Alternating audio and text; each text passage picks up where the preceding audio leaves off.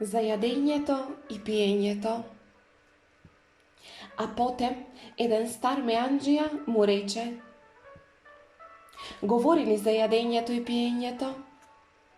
И тој рече: камо да можете да живеете од опојот на земјата и како билки во воздухот да ве храни сончевината.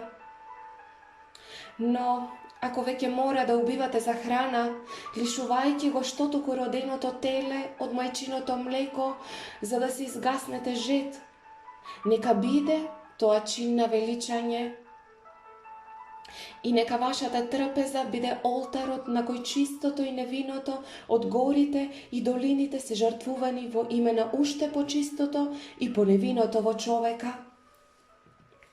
Кога убивате животно, кажете му во срцето свое: со истата сила што те убива, и јас ќе бидам отепан, и јас ќе бидам изеден.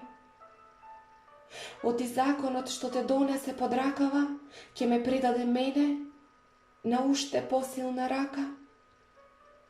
Крвта твоја и моја се сал животниот сок што го храни дрвото небесно.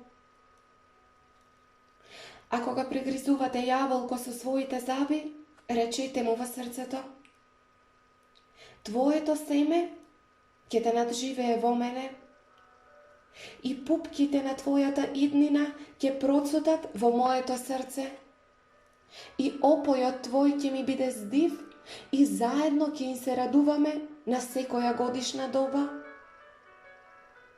А на есен, кога ќе ги берете гроздовите од своите лозија за правење вино, речете си во срце: и јас сум лозје, и гроздовите мои се берат за гмечалката, и како младо вино ќе одлежам во бочвите вечни. А зиме, штом вино си налеете, со секој пехар во срцето нека ви запее. И со песна приспомнете си на есенските дни, на гроздоберот, на лозјето и на гмечалката.